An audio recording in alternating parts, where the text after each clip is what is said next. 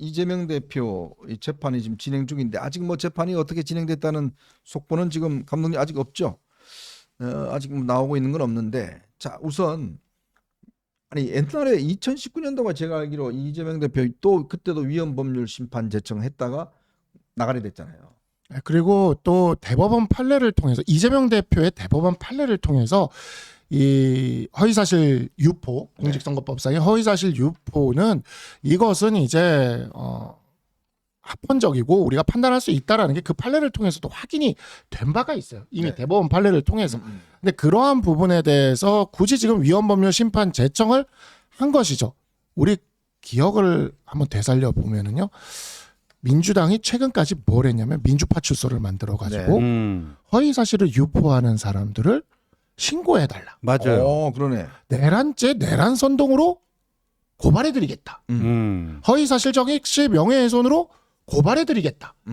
그러면서 이재명 대표가 TV 브라운 이 카메라 앞에 나와 가지고 허위 사실을 유포하면 안 된다고 네. 맞아요. 아주 강력하게 이야기했던 거 기억나시죠? 머릿속에 생생하게 남아 있습니다. 그리고 그때 뭐 전용기 의원이었죠? 민주파출소에서 뭐 네. 이렇게 하겠다고 하면서 이런 이야기를 했습니다. 일반 시민들을 민주당이 대신 고발을 해주겠다는데 그 죄명이 내란 선동죄였습니다. 내란 선동죄로 최근에 유죄를 받은 사람이 누구냐면요, 바로 이석기입니다. 이석기가 이 내란 선동으로 징역 몇 년을 받았냐면요, 그때 9년인가 받았어요. 그 일반 국민들 허위사실 유포하는 거는 징역 9년을 받을 수 있는 내란 선동죄로 고발하겠다고 얘기를 하면서 본인의 허위사실 유포에 대해서는 위헌이라고 위헌법률 심판을 제청하겠다고 한 거죠. 저는 이 위헌법률 심판 제청을 보면서 동물농장의 그 유명한 말이 떠오릅니다. 모든 동물은 평등하다. 그러나 어떠한 동물은 더 평등하다. 네. 그래서 그 어떠한 동물에 들어가는 이것도 허위 사실일 거예요. 이것도 허위 사실. 교도소 가겠는데 우리. 이거는 평가입니다. 우리 평가. 박 변호사님 바로 교도소 가겠는데 이재명을 동물에 비유했다. 아니, 그 어떠한 동물이라는 그 민주 귀족들, 이 나폴레옹을 중심으로 한 그 민주 귀족들이 있죠. 네. 네, 우리 그 동물농장에 나오는 그 민주 귀족들에 해당하는 그 어떠한 동물들, 이들은 허위 사실을 유포해도 되는 거죠. 그렇지만 평범한 동물들, 우리 국민들은 허위 사실을 유포하면 이석기 의원이 처벌당했던 바로 그 징역 9년형을 선고받은 바로 내란 선동죄로 처벌될 수 있다는 겁니다. 우리나라 공직선거법의 가장 핵심이 바로 허위사실 공표고요. 네. 이게 이제 미국 같은 경우는 조금 이 허위사실 공표가 굉장히 느슨합니다. 사실은 뭐 이번에 트럼프 대통령 선거 때 보셔서 알겠지만 정말 거짓말을 해도 별로 처벌을 안 받아요. 그렇지만 우리나라 선거 같은 경우는 예전부터 상대방에 대한 음해 그다음에 이런 것들이 워낙 많았기 때문에 특히 요즘은 SNS 시대가 돼서 유튜브나 SNS에 통해서 허위 사실을 이야기하면 선거에 직접적으로 영향을 줄 수가 있습니다. 이게 없어지면요, 아마 어마어마한 마타도가 해도 괜찮을 거예요. 예를 들어서 이 신조님, 지호님 어디 가서 길거리에서 오줌 누더라, 이런 것도 막 퍼뜨리고. 그러면 이 술 먹으면 완전히 X 된다, 이런다든지 퍼뜨리면 그래서 아니면 말고 해버리면 끝이잖아요. 그렇죠. 근데 이 선거법에 그게 있기 때문에 네. 그나마 이거를 좀 막을 수 있는 장치인데 그걸 없애겠다 그러면 선거법 필요 없는 거 아닙니까? 그렇죠. 그래서 이게 송영훈 변호사가 어젯밤인가 페이스북에 그 과거 이제 대법원 판례 같은 거 올려놓고요. 네. 자세하게 설명을 했던데 이재명이 이번에 이제 위헌 법률 심판 제청을 내면서 그 공직선거법 250조 1항 있지 않습니까? 네. 이게 명확성의 원칙, 그다음에 과잉 금지 원칙 두 개를 위배해서 표현의 자유를 침해하고 있다 그랬는데 이미 오래전에요. 저기 보면 두 차례 판례를 제시를 해놨어요. 2018년 4월 24일자가 있고요. 그다음에 2020년 7월 16일자가 있는데 두 번째 게 이재명이 그때 왜 경기지사 때 친형 강제 입원 그 정신병원 지킨 적 없다 해가지고 그 고법에서 벌금 300만 원 당선 무효용 선고받고 대법원에 상고해서 올라갔을 때 대법원에다가 저걸 신청을 한 거예요. 그렇죠. 그 결과가 그렇게 나온 거죠. 그러니까 이재명은 불과 몇 년 전에 똑같은 행위를 해갖고 대법원으로부터 기각 그 결정을 받은 바 있는데 네. 그거를 뭐 이렇게 한 거예요. 근데 저거 읽어보면 알겠지만 이게 뭐 명확성의 원칙 또 뭐 과잉금지 원칙에 절대 위배되는 게 아니다. 뭐 이런 건데 그래서 오늘 보니까 또 이제 주진우 의원이 걱정하는 게 있더라고요. 그러니까 이재명이 저거를 지금 서울고법 저 담당 재판부가 네. 받아들일 거라고는 생각을 안 한다는 거예요. 어. 이재명도. 그럼 저걸 왜 냈겠는가? 하나의 꼼수가 있을 것이다 하면서 그게 뭐냐 하면은 이 위헌법률심판제청이 받아들여지지 않았을 때는 이재명 개인 자격으로 헌법재판소에 헌법소원을 제기할 수가 있다. 네네. 그런데 지금 선재 그 재판관들의 구성을 봐서는 혹시라도 그게 위헌이라고 판단해 버릴 수도 있지 않느냐. 그걸로 가기 위한 뭐 저 포석으로 이렇게 하는 게 아니냐. 그 얘기를 한 건데 근데 저게요. 저럴 가능성도 별로 없어 보이는 게 아까 그 송영훈 변호사 그걸 보니까요. 그게 결정이 내려진 게 그러니까 신청을 한 거는 2019년 11월 1일이었거든요. 네네. 근데 저게 기각 결정이 난 거는 2020년 7월 16일이에요. 오래 걸렸네요. 8개월 후에요. 근데 저 7월 16일이 뭐냐면 권순일 등의 도움으로 무죄 취지 파기환송 그러니까 대법원 선고가 내려지던 날인데 저것도 같이 발표를 해버린 거예요. 그러니까 지금 이거 하잖아요. 그럼 여기에 대해서 가타부터 얘기할 필요 없어요. 그리고 이제 2월 26일에 결심 공판하기로 했잖아요. 네. 3월 중에는 판결 나올 거 아니에요. 판결 나온 날 저 그냥 기각 결정 내려버리면 되는 거죠. 네. 자, 결국은 이제 이게 이재명의 또 하나의 이제 지연 전술이다라고 이야기를 하는데 글쎄 이제 뭐 대부분의 사람들은 아마 이거 받아들이지 않을 것이다. 왜냐? 그동안 이 허위사실 공표로 많은 사람들이 배지를 띄었습니다. 그러면 이 허위사실이 왜 그동안 그러면 많은 사람들이 이 대법원도 그렇고 헌법재판도 이미 다 판단을 내렸던 그런 사안이에요.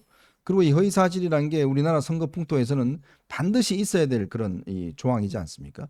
그걸 뻔히 알면서 이제 어제 한 것 자체는 그런 이제 꼼수가 읽힌다라고 생각이 드는데 어쨌건 이재명 대표는 재판을 좀 지연시키려고 뭐 온갖 노력을 할 텐데 과연 그럴 수 있을까요 지금?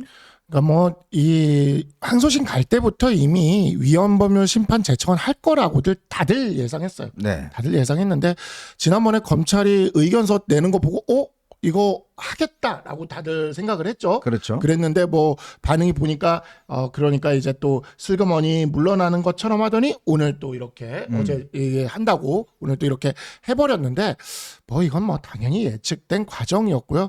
아까 송영훈 변호사가 올려놓은 것처럼 그 대법원 판결도 별로 오래된 것도 아닙니다. 그리고 네. 그 대법원 판결이라는 게 바로 그 유명한 권순일 대법관의 그 판결이죠. 그러다 보니까 그 판결에서도 근데 권순일 대법관조차도 안 받아준 거예요. 네. 권순일 대법관조차도 안 받아준 거를 그걸 또 제청을 하고 있는 거니까 정말 뭐 이거는 바로 법원에서 아까 신지호 부총장님께서 얘기하신 것처럼 의원님께서 말씀하신 것처럼 법원에서 판결 내면서 아마 바로 같이 기각하는 형식으로 갈 것 같고요. 만약에 이제 위헌법률 심판 제청이 기각이 되면 그때 비로소 헌법소원을 할 수가 있어요. 네. 그래서 그러면 아마 대법원에 이 사건이 올라갈 때 맞춰서 그 헌법소원을 아마 제기할 것 같습니다. 네. 그러니까 그 얘기를 주진우 의원이 한 거예요. 그러니까 이제 대법원 선고가 돼야 헌법소원은 되니까 하더라도 뭐 재판 중단되는 건 아니지 않습니까? 중단되지 않아요. 네. 그래서 같이 이렇게 가는 거죠. 근데 이제 헌법재판소가 지금 이제 보면 이진숙 방통위원장의 그 탄핵 심판 결정에서 4대4 결정이 나오면서 네. 4명이 완전히 진보로 가겠다는 걸 그냥 뚜렷하게 보여줬거든요. 그렇죠. 거기다가 만약에 마은혁 후보까지 들어와 버리면 5명이 진보가 되는 거죠. 그럼 1명만 더 들어오면 6명이 되기 때문에 이러면은 이거를 위헌으로 날릴 수가 있는 것이고 자, 이재명 대표는 이런 꼼수도 생각을 하고 있을 겁니다. 뭐냐면 4월 18일 이후에는 이제 그 두 명이 바뀌죠? 바뀝니다. 근데 그 2명이 최상목 권한대행이 임명하기 좀 어려운 상황이에요. 그렇죠. 그러면은 이제 4월 18일 이전에 대통령에 대한 어떤 탄핵 심판이나 인용 같은 게 나오게 됐을 때 그 다음에 이제 대선이 치러지고 자기가 대통령이 되면은 그 2명도 자기가 채울 수가 있는 거예요. 네. 그러면 이제 어떻게 되냐? 우리나라 헌법재판소의 구성이요. 진보 7 보수 2가 됩니다. 이야, 완전히 그냥 끝나네요. 올해 가을쯤 만약에 우리가 이재명 대표가 대통령이 되는 걸 못 막으면요. 네. 올해 가을쯤 우리나라 헌법재판소는 진보 7, 보수 2가 됩니다. 그렇기 때문에 이재명이 원하는 법들은 죄다 위헌 결정이 나올 수도 있는 그러한 일들이 벌어지게 되는 거죠. 네. 그러면 이제 이 헌법 84조 한동훈 대표가 이야기했던 이 헌법 84조 과연 재판이 대통령이 당선될 때까지 재판이 3심까지 완료가 되지 어허. 않았을 때 과연 그 재판은 임기 이후에도 계속해서 대통령 임기가 시작된 데에도 이어지는가라는 그런 논쟁이 그렇죠. 있었잖아요. 근데 그 헌법 84조에 따라서 공직선거법이 대법원까지 간다 하더라도 대법원은 현재 보수 우위입니다. 올해 가을이 되더라도 보수 우위가 흔들리지 않아요. 네. 대법원은 보수 우위예요. 그래서 대법원이 이재명 대표가 대통령이 된다 하더라도 공직선거법으로 당선 무효를 때릴 수도 있는 거예요. 근데 자기가 헌법재판소를 7명을 만들어 놓으면 네. 어떻게 되겠어요? 헌법재판소에서 허위사실 유포를 위헌 결정을 내버리면 대법원이 손을 쓸 수가 없게 되는 겁니다. 네. 그러니까 지금 이게 저는 이재명이 지금 이 위헌법률 심판 딱 이거 걸었을 때 저도 여기까지 생각이 미치더라고요. 아, 자기가 대통령이 된 다음에 대법원이 현재 보수 우위니까 대법원에서 혹시나 자기가 꼬꾸라지는 것을 막기 위해서 헌법재판소의 구성을 7대2, 진보 7대 보수 2로 만든 다음에 이렇게 자기를 스스로 풀어주는. 근데 여러분 이런 것들이요. 우리나라 정치에서는 굉장히 생소하지 않아? 굉장히요. 근데 브라질의 룰라 같은 애들이 베네수엘라의 차베스나 마두로 같은 애들이 이미 다 하던 일입니다. 그러니까 이게 지금 결국은 이재명 대표가 이 민주당이 꽤 이런 부분에 연구를 많이 한 것 같아요. 그렇죠. 아까 우리 이야기했던 브라질, 그다음 베네수엘라도 있지만 또 트르키예, 헝가리, 헝가리 특히 오르반 그렇죠. 족제 같은 경우는 사실은 이제 헌법재판소를 인원을 확 늘려버립니다. 그렇죠. 그러면서 거기에다가 자기 사람을 확 많이 심어버려요. 그러니까 제가 아까도 말씀드렸지만 이재명 대표가 대통령이 되면 대법관들을 확 늘릴 겁니다. 그리고 그 대법관들의 임명권을 사실상 이제 자신이 행사할 수 있는 걸로 바꿔버릴 거예요. 14명이지 않습니까? 네. 거기에 지금 계속 그 옛날부터 진보 쪽에서는 대법관들을 뭐 40명으로 하자. 뭐 이탄희 같은 경우는 계속 그런 주장을 했잖아요. 네. 그러면 본인들을 집권하면 그 법이 통과시킬 수 있잖아요. 그렇죠. 그거 바꾼다든지, 그다음에 헌법재판소가 그렇게 바뀐다든지, 뭐 이런 방식을 통해서 실제로 이제 뭐 유명한 학자들이 쓴 어떻게 민주주의는 무너지는가는 그 책에 보면 전형적인 독재가 이 법원과 헌법재판소를 자기 품으로 바꿔버리는 뭐 이런 맞습니다. 방식을 쓰는 거죠. 그래서 그 이제 4월 18일에 문형배, 이미선 두 사람이 6년 임기가 완성되지 않습니까? 그리고 바로 이제 지명을 해야 되는데 그게 대통령 몫이잖아요. 문재인 대통령이 지명한 두 진보 헌법재판관이었는데 저는 최상목 권한대행이 그걸 지명해야 되지 않을까 싶어요. 네, 그렇죠. 지명해가지고 아까 우리 박상수 변호사께서 우려하신 네. 그런 사태가 벌어지지 않도록 해야 될 거고요. 네. 그래서 이재명 입장에서 보면요, 이게 하나의 가정이에요. 그러니까 이제 항소심에서 3월 중에 항소심에서 1심하고 똑같은 결론이 나오고 네. 대법원으로 상고돼 있는 상태에서 뭐 조기 대선이 확정돼 가지고 선거를 치르게 돼서 뭐 어떻게 하다가 벌써 당선이 되잖아요. 네. 그러면 처음에는 이제 아까 우리 박상수 변호사 얘기한 것처럼 헌재의 우위를 통해서 헌법소원에서 그 문제의 공직선거법 250조 1항을 위헌으로 해서 어떻게 나오는 방법이 있을 거고요. 그게 이제 안 된다면은 저는 최후 이재명은요 또 비상계엄 선포할 거라고 봐요. 네. 네. 왜냐하면 개헌법에 보면 입법기관은 건드리지 못하지만 네. 사법기관과 행정기관은 건드릴 수 있거든요. 그렇죠. 예. 그러니까 이재명은 그래도 그 대법원에서 그때 심리하고 있는 거 정지시켜 버릴 수도 있다고 봐요, 저는. 네. 그런 면에서 저는 그 부분을 좀 말씀드리고 싶은 게 네. 계엄에 대한 부분들 이런 것들을요. 우리는 조금 이제는 시야를 좀 넓게 보고요.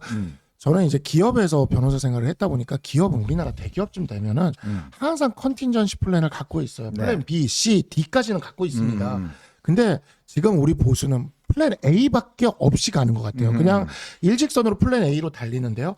우리가 지금 계엄을 옹호하고 계엄에 대한 수많은 옹호하는 법리를 만들어가지고 막 그렇게 하잖아요. 나중에 만약에 이재명이 만약에 그런 일은 절대 없어야 되겠지만 네. 보수가 분열되거나 이런 일이 벌어져서 이재명이 당선이 된 다음에 계엄을 하게 됐을 때 그게 우리 발목을 잡을 겁니다. 그래서 이 계엄이라는 측면에 있어서 절대 그 대통령이 그 부분을 함부로 할 수 없도록 브레이크를 잡아놓고 걸어놓고 그리고 보수가 다시 승리하고 이어갈 수 있는 길로 가야지 그게 컨틴전시 플랜이나 플랜 B, C, D가 될 수가 있는 건데 지금 우리는 그냥 뭐 의리, 배신, 뭐 그다음에 또 전한길 선생님이 그 얘기도 했다 그러더라고요. 뭐 아직 살아 계신데 뭐 장례식을 논하면 안 된다. 뭐 이런 얘기도 했다는데 정말 그렇지만 되게 저는 변호사라서 그런지 모르겠는데 냉정하게 지금 현재 거의 목숨이 왔다 갔다 하는 상황이면 그 상황에 대해서도 생각을 해야 되는 거예요. 네. 냉정하게. 근데 이걸 생각한다고 불손하다, 불경하다, 어찌 그러느냐 이런 식으로 이야기하는 것 자체가 바로 앞으로 이재명이 폭주하는 것을 막아내지 못하는 길이 될 수도 있다. 네. 이걸 좀 말씀드리고 싶습니다. 네, 어쨌건 오늘 재판이 이제 시작이 됐습니다. 아마 앞으로 이제 재판부가 어떻게 날지, 과연 2월 26일 날 결심 공판을 할 수 있을지, 그게 꽤 아마 이제 주목이 되는 것 같습니다. 저희도 항상 워치를 하도록 하겠습니다. 자, 저희는 이제 두 번째 이슈로 한번 넘어가 보겠습니다. 여러분 보시면서요, 구독과 좋아요, 알림 꼭 부탁드리도록 하겠습니다. 많은 응원 부탁드릴게요.